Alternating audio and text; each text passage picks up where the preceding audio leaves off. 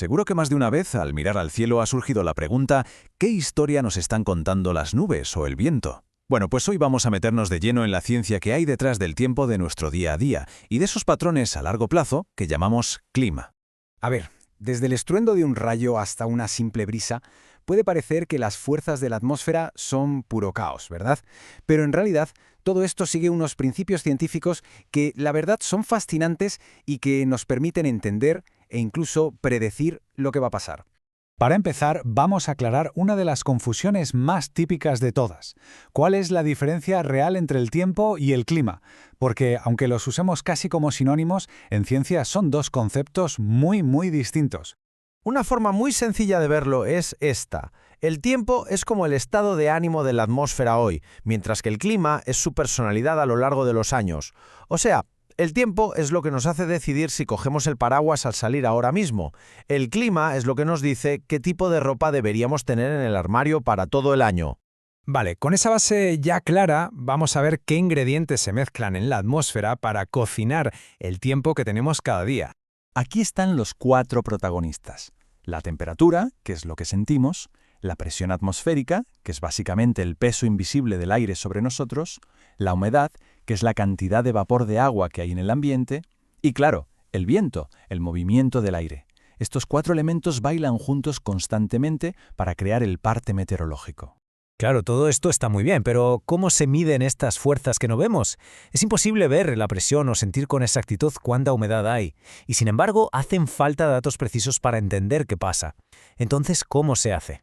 Pues aquí es donde entra la tecnología. Los meteorólogos tienen una especie de maletín de herramientas súper específico, lleno de instrumentos de lo más ingeniosos, diseñados para capturar con precisión los datos de cada uno de estos elementos. Empecemos con la presión atmosférica. Hay que imaginarse una columna de aire gigantesca que va desde el suelo hasta el límite del espacio y que está haciendo peso sobre nosotros. Pues bien, el peso de toda esa columna de aire es lo que llamamos presión atmosférica. Y este aparato, el barómetro, es el que nos permite ponerle un número a ese peso. Mide las variaciones por muy pequeñas que sean, y son esas subidas y bajadas las que dan pistas clave para saber si se acerca buen tiempo o si viene una borrasca. Luego tenemos la humedad.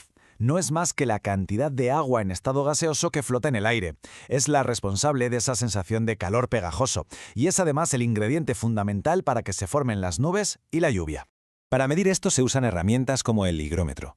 Lo que nos da es un porcentaje que nos dice cómo de lleno de vapor de agua está el aire en ese momento, comparado con el máximo que podría llegar a contener a esa misma temperatura. Y aquí es donde todo se une. En una estación meteorológica, los termómetros, barómetros, higrómetros y los anemómetros que miden el viento trabajan todos en equipo para darnos una foto completa, en tiempo real, de lo que está pasando ahí fuera. Vale, ya tenemos todos esos datos. ¿Y ahora qué? ¿Cómo se convierte todo eso en algo que se pueda entender de un solo vistazo? Pues vamos a aprender a leer el lenguaje de los mapas del tiempo.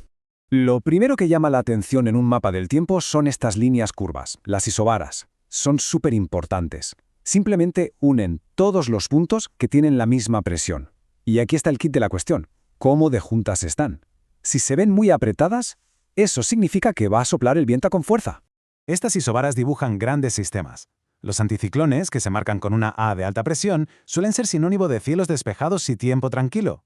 Y por el contrario, las borrascas, con una B de baja presión, son las que traen las nubes, la lluvia y en general el tiempo más movido. Además de las isobaras, están los frentes. Hay que imaginarlos como el campo de batalla donde chocan dos masas de aire con temperaturas distintas. Esos triángulos azules marcan un frente frío, que suele traer chaparrones intensos. Y los semicírculos rojos son un frente cálido, que normalmente deja lluvias más suaves pero continuas.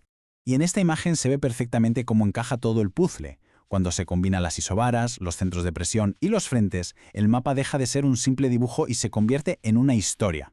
Una historia visual que nos cuenta cómo se está moviendo la atmósfera en ese preciso instante. Todo lo que acabamos de ver da forma al tiempo de un día concreto, pero ¿qué pasa si alejamos el zoom y observamos estos patrones durante décadas?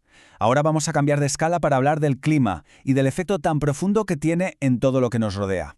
Una herramienta visual genial para esto es el climograma. Es como una radiografía del clima de un sitio.